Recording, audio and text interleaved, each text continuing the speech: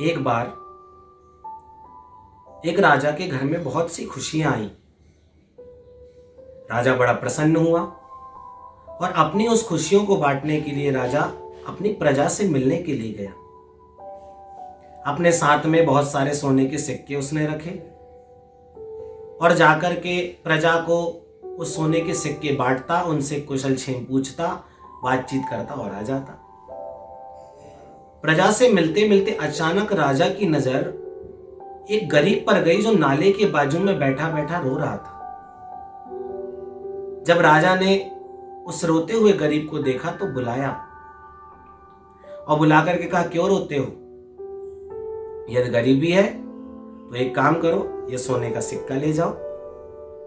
उस सोने के सिक्के को पाकर के गरीब बहुत खुश हुआ, बहुत प्रसन्न हुआ और प्रसन्न होकर के आकर के उसी नाले के समीप बैठ गया जहां बैठा था।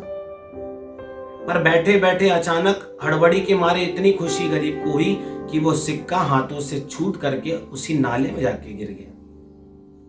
अब गरीब बेचारा दुखी हो गया, बार बार उस नाले से सिक्के को निकालने का प्रयास कर रहा है पर निकल नहीं पा रहा। अचानक राजा की नजर उस गरीब पर गई तो तुरंत कहा, उस गरीब को बुला करके लाओ।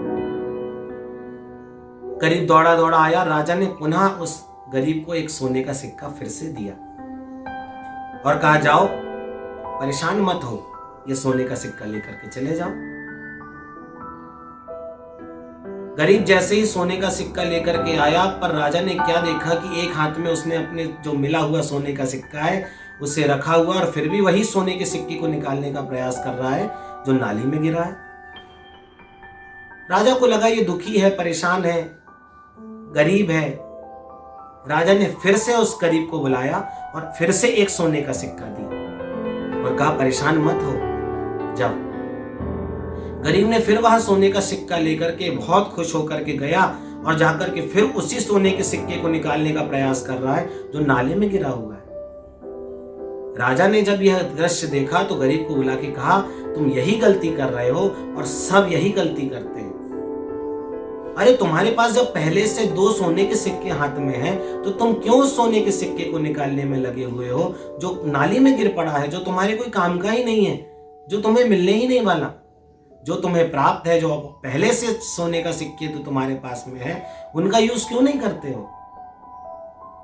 कहने का मतलब यह है कि हमारे पास भी जो अच्छा समय है, जो अच्छी व्यवस्था है, जो अच्छा काम है, हम उसे भूल करके हम उसी पुराने चीजों में डूबे हुए हैं, उन्हीं पुरानी चीजों को ढूंढ रहे हैं जिसका हमें कोई लेना देना नहीं, जो हमें कभी मिलने वाला नहीं, जो नाली में चला गया, जो वेस्ट हो गया हमारा पास्ट, उसी को हम याद कर रहे हैं। हमें अपने पास्ट को भूल करके फ्यूचर की ओर चलना चाहिए। हमें यह सोचना चाहिए कि अभी हमारे पास 2 सोने के सिक्के हैं जिससे हम अपने फ्यूचर को आगे बढ़ा सकते हैं। और उसी गरीब के जैसे हम भी अपने पास्ट को याद कर करके रोते हैं, अपने बुरे समय को याद कर करके रोते हैं और आने वाले फ्यूचर को भी खराब कर देते हैं। राजा ने हमें यही शिक्षा दी कि जीवन में हमारे पुराने समय को, हमारे बुरे समय को भूल करके हमें एक नई शुरुआत करनी चाहिए, एक नई स्टार्टिंग लाइफ की करनी चाहिए और पुरानी बातों को रिमेंबर ना करके हमें नई फ्यूचर की ओर बढ़ना चाहिए, एक नई सोच रखनी चाहिए। हम भी आपसे आशा करते हैं कि आप लोग भी इस लाइफ को, पुरानी बातों को भूल करके, इस मिस्टेक को भूल करके और नई यात्रा की शुरुआत करें और ये पुराना जो नाली में गिर गया हुआ सिक्का है, पुराने बुरे जो माहौल हुआ है, पुराना बुरा जो समय आया, उसे भूल करके एक नए समय की शुरुआत करें और उस 2 सिक्के जो सोने के आपके हाथ में है उसका यूज करें। यदि आपको यह प्रसंग पसंद आया हो तो सब्सक्राइब करें। जय श्री कृष्ण।